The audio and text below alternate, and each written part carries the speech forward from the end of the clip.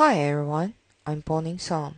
Throughout this module, my exploration has revolved around one core question. Giving voice to the voiceless. When history's spotlight has long been fixed on thrones and heroes, I want to ask, what about the stories of the sovereigns who upheld the splendid court yet remain in the shadows, or the trophies that were conquered and then reinterpreted?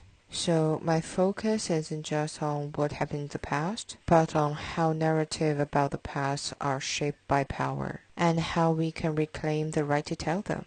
Today, through two projects from the first half of the semesters, I'll share how I try to systematically uncover and represent those marginalized lives and stories to defeat that have been deliberately hidden, erased, or twisted by mainstream narratives. My approach can be summed up in three steps. First, what has been hidden? Second, how was it hidden? And third, why does it matter? First, let's move to part 1. It all started with a round door experience. At Hampton Court, because the main entrance is under prayer, we accidentally entered through the side door. As an Asian student unfamiliar with the Western court history, I initially thought the narrow corridor, worn walls, and the stored supplies were just royal style. It wasn't until an elderly guide told me that the area we'd been exploring all morning belonged to the servant. That moment struck me. Then I saw the cramped, deep break rooms and the ceiling darkness by Greece, a stark contrast to the bright, opulent royal quarters we visited later. Yet historically, Hampton Court relied on thousands of workers daily. In Henry VIII's time, the kitchens alone prepared over 800 meals a day. They become the human cogs that keep the palace running, yet were physically hidden. So my goal was to reference Hampton Court from a gorgeous student age into a system built on invisible labor, using visual storytelling to recreate the day from a servant's perspective. Compositionally, I was deeply inspired by artist Duchesne. He excels at using density contrast to create a sense of loneliness in his subjects. I learned from him, experimenting in sketches with large areas of negative space or crowded backgrounds to highlight the isolation and quiet within the servants' living conditions. For atmosphere, painter Mary Hibbert gave me the key. Her blurred, intimate, dreamlike works taught me how to use visual languages to touch on those unspeakable feelings. Hidden impression, daily exhaustion, and memories buried on the historical dust.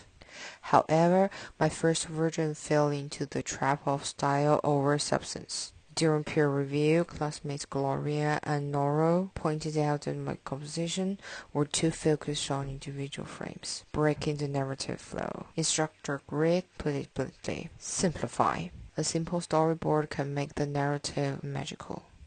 This pushed me towards more purely visual storytellers. I studied Thomas Art's wordless comic cinemapanopticon to learn how to tell a story through visual pacing alone. Meanwhile, from Tom Purvis's posters, I grasped how to use color to link scenes and control visual intensities and emotion flow.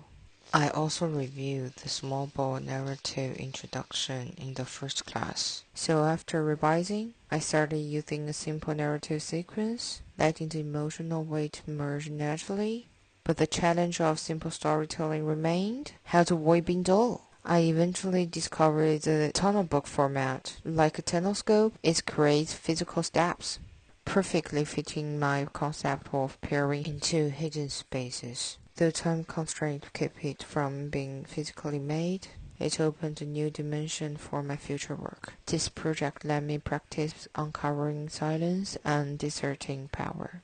How power uses architecture space to systematically relegate a group to narrative blind spot. This leads to part 2. At the Vienna Museum, I encountered Tipu's tiger. This automaton sculpture was originally a declaration of victory by an Indian ruler against British colonization, a tiger mauling a British soldier. But now in Britain, it's displayed as a trophy from Mythor.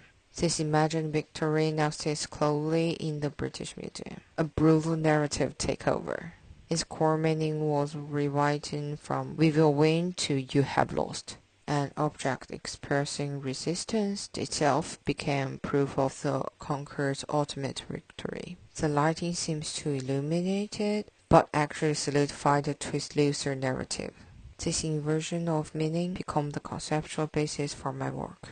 Instructor Greg recommended the artist Dr. Lacroix, Dorona Lopez Morales. He tattoos old phones and objects, give them new, even barely second life. This inspired me. Could I inscribe on the tiger's body, laying a new voice over it? I first thought of using post-poetry, but Greg reminded me again. If the text layout sacrifices continuity and reliability for aesthetics, a work that can convey the voice betrays the purpose. So I turned to William Blake's powerful question poem, The Tiger. Mimicking its rhythm, I wrote an anchor poem for the tiger far from home, turning its drive into lines of angry verse. In exploring form, people called artists Aiken Dale and Hugo Harida, who built fantastical geometric worlds, influenced me. I decided to materialize the tiger through origami, make the verses literally its strips.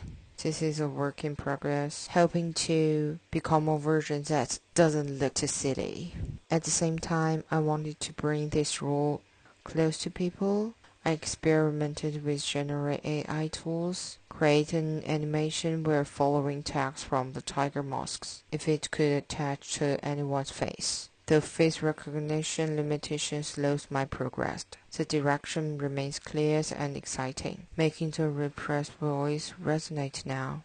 Currently, to better express my ideas and let my work speak more effectively, I'm looking into techniques like Huang Lingdong's type contour, or exploring Blender combined with touching designs for deeper interaction between text and forms. This project deeply reflects the challenges and possibilities of ethical speech. We must not only voice the silence, but also consider the form and ethical stance of the speech to avoid reharm and generally connect with the person. Looking back at these two projects, I'll be engaging into a continuous practice of narrative reclamation. At Hampton Cork, I uncovered the human corks hidden by special design. At the V&A, I confirmed the evidence of defeat, altered by labels and risk contact. I learned that power systematically manufactures silence through architectures, archives, and display systems.